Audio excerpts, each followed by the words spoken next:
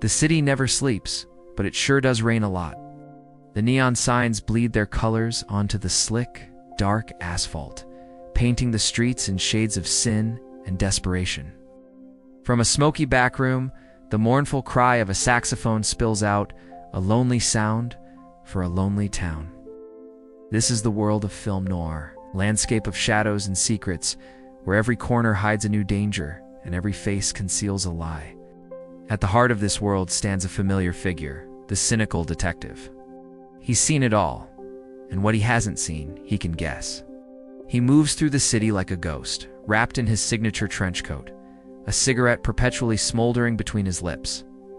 But why this specific look? Why the trench coat, the fedora, the permanent 5 o'clock shadow? We're about to delve into the visual language of film noir, exploring its deep roots in the anxieties of a post-war world. We'll uncover why this particular aesthetic, born almost a century ago, remains so powerful and iconic even today. The story of film noir begins not in the sun-drenched studios of Hollywood, but in the troubled heart of post-war Europe. The style's visual DNA is directly inherited from German Expressionism, cinematic movement that flourished in the 1920s. German filmmakers, grappling with the economic collapse and psychological trauma following World War I, used stark, distorted visuals to reflect the inner turmoil of their characters and their society. They painted with light and shadow, creating a world that felt off-kilter and nightmarish. Think of the jagged, unnatural sets in the cabinet of Dr. Caligari. These weren't just artistic choices. They were external manifestations of a collective psyche fractured by war. When many of these talented directors like Fritz Lang and Billy Wilder fled the rising threat of Nazism in the 1930s, they brought their shadows with them to America.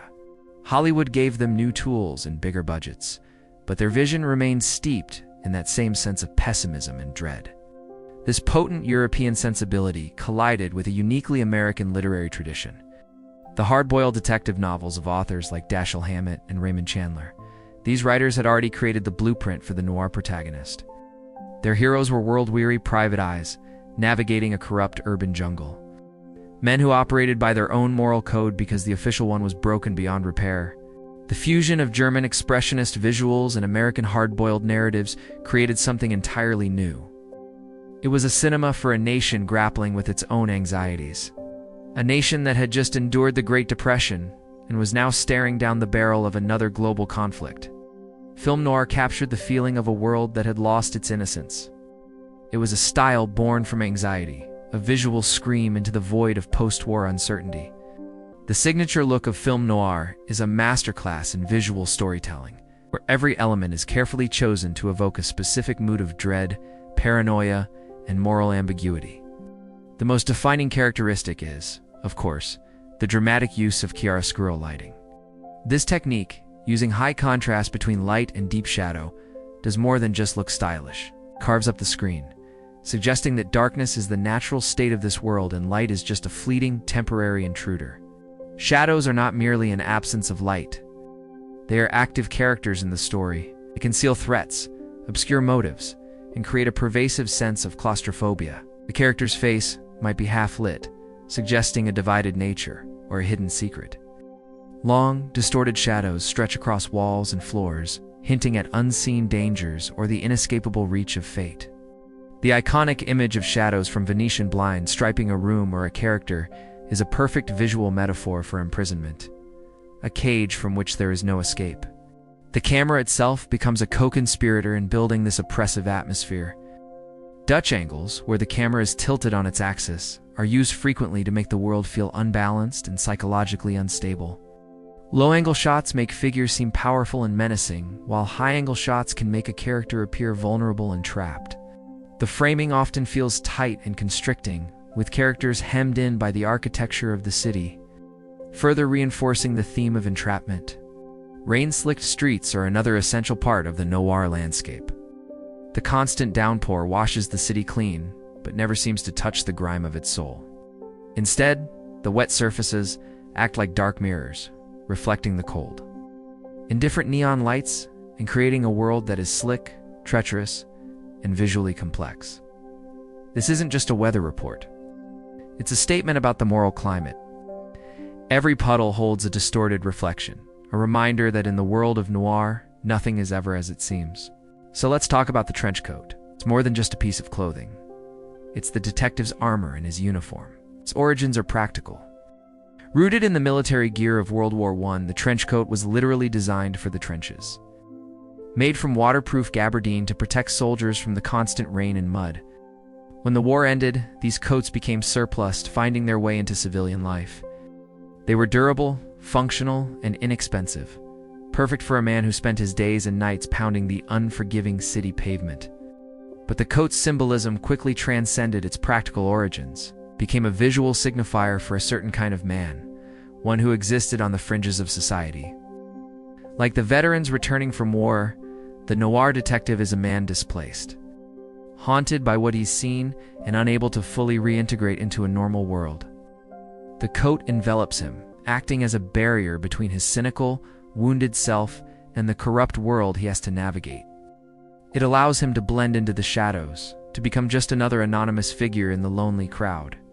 When he turns up the collar, he's not just protecting himself from the rain. He's shielding himself from the emotional fallout of his work. It's a way of saying, I'm here, but I'm not part of this. The fedora, another staple of the era, works in tandem with the coat. It can be tipped down to obscure the eyes, creating an air of mystery and emotional detachment. Together, the trench coat and fedora create a silhouette that is instantly recognizable, a symbol of isolation and weary resilience.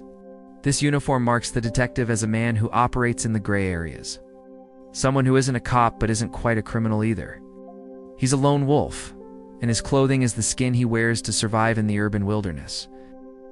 The aesthetic of film noir is so enduring because the anxieties it addresses are timeless. While the specific historical context of post-war America has passed, the feelings of disillusionment, paranoia, and moral ambiguity are perennial aspects of the human condition. We live in a world that often feels chaotic and incomprehensible. We are bombarded with conflicting information, and it can be difficult to know who to trust. The noir world, with its conspiracies, betrayals, and corrupt institutions, feels surprisingly relevant. The noir detective, for all his cynicism, represents a deep-seated desire for a certain kind of truth, even if it's a painful one. He is a man who refuses to look away from the darkness.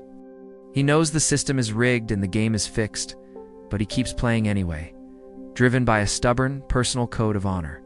In a world of moral relativism, there's something appealing about a character who, despite his flaws, is willing to walk into the heart of corruption to find an answer.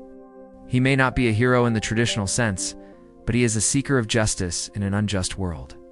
The style itself also has a timeless appeal. The high contrast black and white, the dramatic shadows, and the moody atmosphere create a world that is both realistic and dreamlike.